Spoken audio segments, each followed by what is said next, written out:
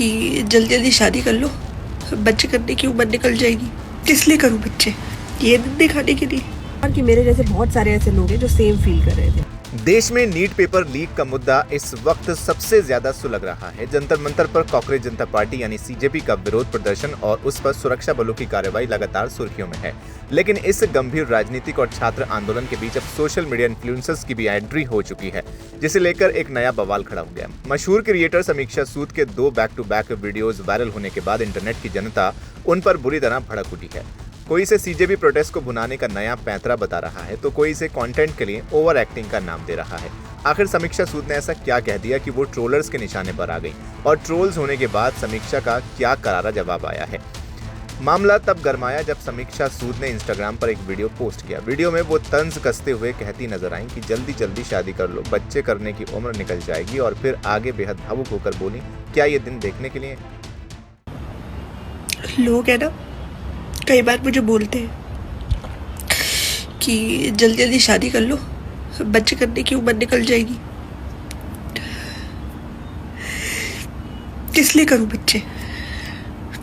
ये दिन दिखाने के लिए।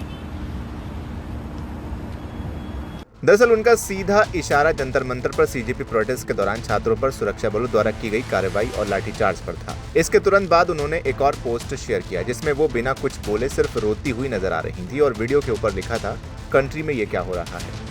बस इन वीडियोस के सामने आते ही ट्रोल सेना एक्टिव हो गई। लोगों ने समीक्षा सूद को आड़े हाथों लेना शुरू कर दिया।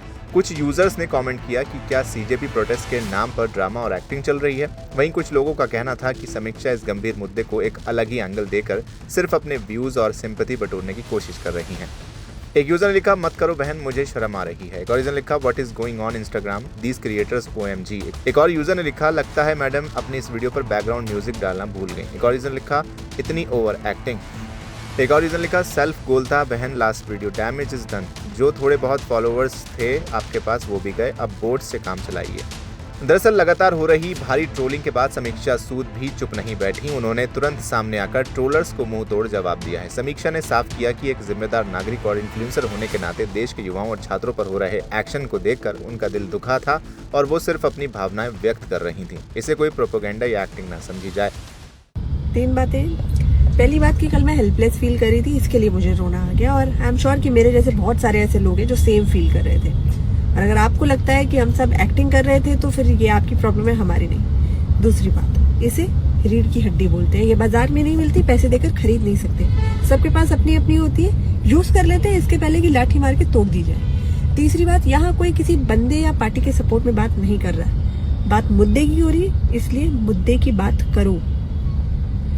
हालांकि इस पूरे विवाद का एक दूसरा पहलू भी है, जिस पर ध्यान देना बेहद जरूरी है। जहां एक तरफ छात्रों पर पुलिस की सख्ती की आलोचना हो रही है, वहीं दूसरी तरफ सोशल मीडिया पर कई ऐसे वीडियोस भी सामने आ रहे हैं जहां विरोध प्रदर्शन में शामिल हुए छात्र और प्रदर्शनकारी मर्यादा की सारी हदें पार कर रहे हैं।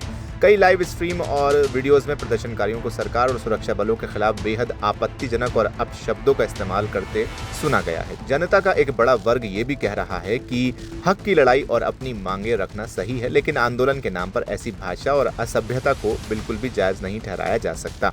कुल मिलाकर नीट पेपर लीक ये एक बेहद सीरियस मुद्दा है, और अब ये राजनीति, इन्फ्लुएंसर ड्रामा और सोशल मीडिया ट्रोलिंग के चक्रव्यूह में फंसता नजर आ रहा है। एक तरफ समीक्षा सूद जैसी हस्तियां हैं जो भावनाओं में बहकर ट्रोल हो रही हैं, तो दूसरी तरफ आंदोलन की आड़ में कुछ लोग मर्यादा भूल रहे हैं। वैसे आप क्या कहना चाहेंगे? कमेंट सेक्शन में हमें लिखकर जरूर बताएं। वीडियो को लाइक करें, शेयर करें और चैनल को सब्सक्राइब करना बिल्कुल ना भूलें। Subscribe to One India and never miss an update. Download the One India app now.